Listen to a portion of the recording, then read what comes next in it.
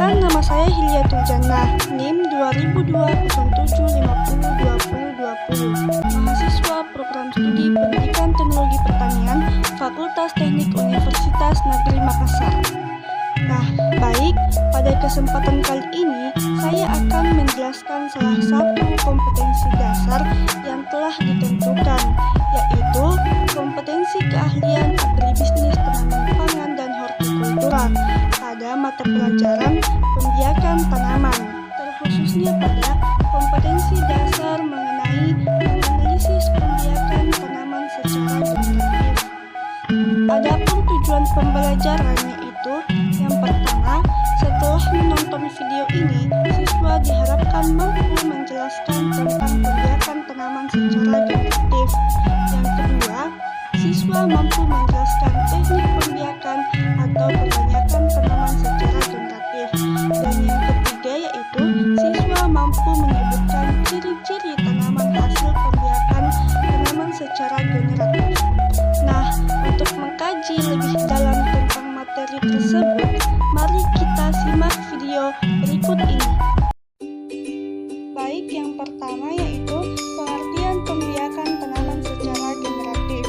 Perkembangbiakan generatif adalah perkembangbiakan yang ditandai adanya peleburan sel kelamin jantan dan betina. Pada tumbuhan, perkembangbiakan ini bisa dibantu oleh angin, hewan, air, dan manusia.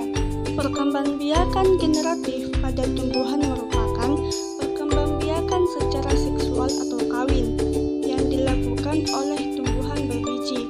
Adapun contoh dari tumbuhan generatif adalah tumbuhan jagung, padi, kedelai, rambutan, mangga, jambu biji, jambu air, durian, jeruk, dan manggis. Yang kedua, alat perkembangbiakan generatif.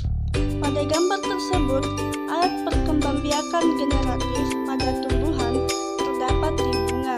Setiap tumbuhan memiliki bentuk dan susunan bunga yang berbeda-beda. Namun, umumnya bagian bunga tersusun atas benang sari, putik, mahkota, bakal biji, kelopak, dasar bunga, dan tangkai bunga. Yang ketiga adalah proses perkembangbiakan generatif. Proses perkembangbiakan generatif ternyata bisa dilakukan dengan adanya bantuan angin, air, hewan, ataupun manusia. Yang pertama yaitu perkembangbiakan generatif dengan bantuan angin atau disebut juga dengan anemogami. Ciri-ciri perkembangbiakan generatif ini biasanya terjadi di tumbuhan yang hidup di daerah kering atau tidak terlalu banyak air. Proses perkembangbiakan ini, angin akan menggerakkan tubuh tumbuhan sehingga benang sari jatuh ke putik. Maka dari itu terjadilah penyerbukan pada tumbuhan. Contohnya pada tumbuhan jagung dan rumput. Yang kedua, perkembangbiakan generatif dengan bantuan hewan. Ciri tanaman yang berkembang biak dengan cara ini yaitu tanaman yang menghasilkan madu dan memiliki aroma yang dibutuhkan hewan.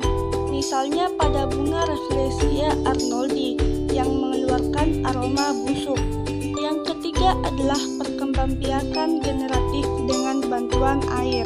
Perkembangbiakan ini biasa disebut juga dengan hidrogami.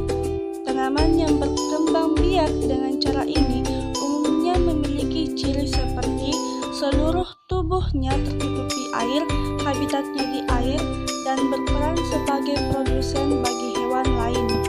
Dan yang keempat adalah perkembangbiakan generatif dengan bantuan manusia. Contoh tanaman yang berkembang biak dengan cara ini antara lain anggrek, vanili, dan salak. Pada tumbuhan anggrek, antromogami ini dibutuhkan sebab tanaman ini hanya memiliki satu alat kelamin dalam satu bunga. Nah, itulah penjelasan yang saya sampaikan. Lebih dan kurangnya mohon dimaafkan. Wabillahi taufiq wal hidayah. Wassalamualaikum warahmatullahi wabarakatuh.